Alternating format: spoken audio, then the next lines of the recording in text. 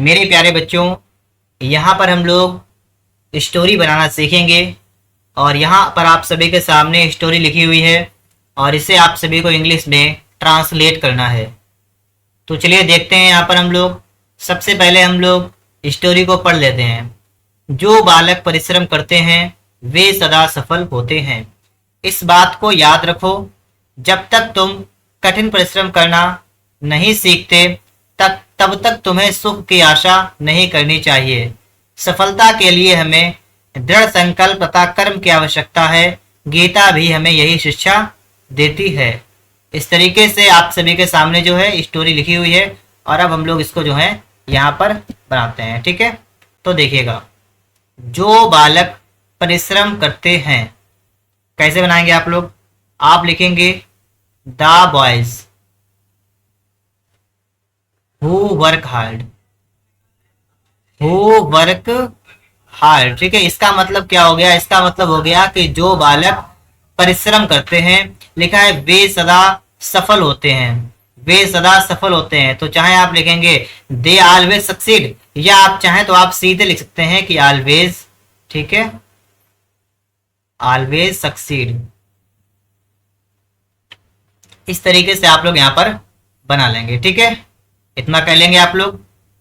लिखा है आगे कि इस बात को याद रखो। देखिए, याद करना क्या होती है? लर्न माने होता है याद रखना, रिमेंबर माने होता है याद रखना। यहां पर आप क्या करेंगे?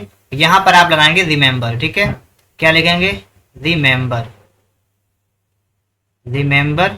और इस बात को, तो इस बात को मतलब दिस लगा लीजिएगा। ठीक है, दिस का मतलब हो जाएगा इस बात को याद रखो। ठीक है, रिमेंबर दिस, इस बात को याद रखो। ओके, आगे देखिए। अगला वाक्य आपका क्या लिखा हुआ है, इस वाक्य को देखिएगा। अगला वाक्य आपका लिखा हुआ है कि जब तक तुम कठिन परिश्रम करना नहीं सीखते तब तक तुम्हें सुख की आशा नहीं करनी चाहिए। देखिए, जब तक और नहीं, इस टाइप का वाक्य हो, जब तक कि ना, तो जब तक नहीं अगर आपके वाक्य में आता है, ठीक है, सेंटेंस में है, तो इसके लिए आप लिख सकते हैं, एक शब्द होता है अनलेस। ठीक है, क्या होता है? अनलेस आप लिख लेंगे और यहाँ पर आपका इसका मतलब हो जाएगा जब तक कि ना। ठीक है, तो जब तक नहीं, और क्या नहीं करते? तुम कठिन परिश्रम करना नहीं सीखते, तो तुम की क्या लगाओगे? यू। और सीखना क्या होती है? सीखना की होती है लर्न, तो यहाँ पर क्या लगाएंगे? लर्न। यू लर्न मतलब तुम सीखते, क्या सीखते? कठिन परिश्रम करना। तो यहाँ पर आपकी डबल वर्ब है, तो यहाँ पर दूसरे के लिए यहाँ पर पहले लगाएंगे टू और फिर लगाएंगे work hard, to work hard. अब कुछ लोग सोच रहे होंगे कि यहाँ पर नहीं लगा है, तो आपने नहीं के लिए नॉट नहीं लगाया। देखिए, हमने आपको पहले बता दिया जब लिखा हो जब तक और नहीं। जब तक नहीं अगर वाक्य में है तो इसका मतलब है आप लोग अनलेस का इस्तेमाल कर लीजिएगा।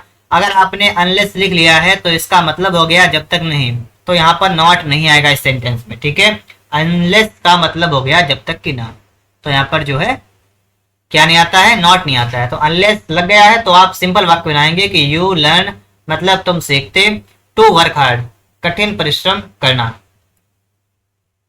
तब तक के लिए कॉमा यहाँ पर लगा लीजिएगा।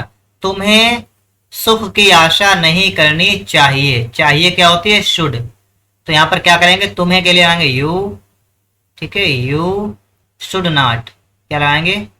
You should not. और क्या नहीं करनी चाहिए? आशा नहीं करनी चाहिए। आशा क्या होती है? होप। और काय की? सुख की। तो सुख की यहां पर क्या लगा लेंगे हम लोग? यहां पर लगा लेंगे फॉर जॉय। ठीक है, तो इसका मतलब हो गया you should not hope for Joy, तुम्हें सुख की आशा नहीं करनी चाहिए। आगे देखेंगे हम लोग इसके बाद में। आगे लिखा है सफलता के लिए हमें दृढ़ संकल्प तथा कर्म की आवश्यकता है। सफलता के लिए, और किसे? हमें। तो यहां से हम इसको उठाएंगे, हमें से इसकी स्टार्टिंग हो जाएगी, क्या लिखेंगे? वी। ठीक है, वी मतलब हमें हो गया। क्या है? आवश्यकता है। आवश्यकता क्या होती है? नीड। तो वी नीड, वी नीड मतलब हमें आवश्यकता है किसकी? दृढ़ संकल्प तथा कर्म की। तो दृढ़ संकल्प क्या होगी? डिटर्मिनेशन। क्या लिखेंगे आप लोग? DETERMINATION। NATION। We need determination, मतलब हमें आवश्यकता है किस चीज की, दृढ़ संकल्प की और कर्म की। एंड मतलब और, ठीक है, एंड लगाएंगे। और कर्म की क्या लगाएंगे, वर्क, मतलब हार्ड वर्क लिख सकते हैं आप लोग यहाँ पर, एंड हार्ड वर्क। और किसके लिए, सफलता के लिए, फॉर सक्सेस। इस तरीके से आप लोग इतना लिख लेंगे कि सफलता के लिए हमें दृढ़ संकल्प तथा कर्म की आवश्यकता है। We need determination and hard work for success.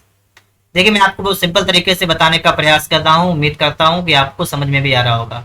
Gita भी हमें यही शिक्षा देती है, ठीक है, यहाँ है और लिख लीजिएगा। देखिए गीता के लिए एक पवित्र बुक है, तो इसके लिए द गीता लगेंगे, ठीक है, द गीता। शिक्षा देती है, तो इसके लिए क्या देखेंगे, शिक्षा देती है, इसका मतलब हो गया जैसे टीच, पढ़ाना, ठीक है, पढ़ाती है या शिक्षा देती, बात वही होगी ना। तो आप यहाँ पर टीच का इस्तेमाल करेंगे। और प्रेजेंट इंडेफिनिट का वाक्य तो लगाएंगे टीच। तो और भी लिखा हुआ है, ठीक है, तो देखिए भी लिखा हुआ है, तो आप क्या करेंगे, कर्ता लिखा आपने द गीता, आल्सो लगा लीजिएगा, आल्सो। और इसके बाद है टीच, TEACHES, टीचेस। अस माने हमें, और क्या, यही, यही की क्या लगाएंगे, दिस। इस तरीके से लिख लेंगे, the Gita also teach us this, मतलब गीता भी हमें यही शिक्षा देती है। और इस तरीके से अगर आप लोग बनाएंगे तो आपकी पहली स्टोरी जो आपके यहाँ पर मैंने आपको समझाई है ये, ठीक है, आपका ये समाप्त हो गया है। अगर आपको वीडियो पसंद आया है तो आप लोग वीडियो को लाइक कर लीजिएगा। और अगर आप लोग चैनल पर पहली बार आए हैं तो आप लोग चैनल को सब्सक्राइब भी कर लीजिएगा। और अगर आपको इंग्लिश में कोई और सा टॉपिक सीखना है तो आप लोग अपने मेरे चैनल पर जाइएगा, वहां पर आपको ढेर सारी वीडियोज मिल जाएंगी जिन्हें आप लोग देख सकते हैं, समझ सकते हैं। तो आप लोग चैनल को सब्सक्राइब ज़रूर कर लीजिएगा।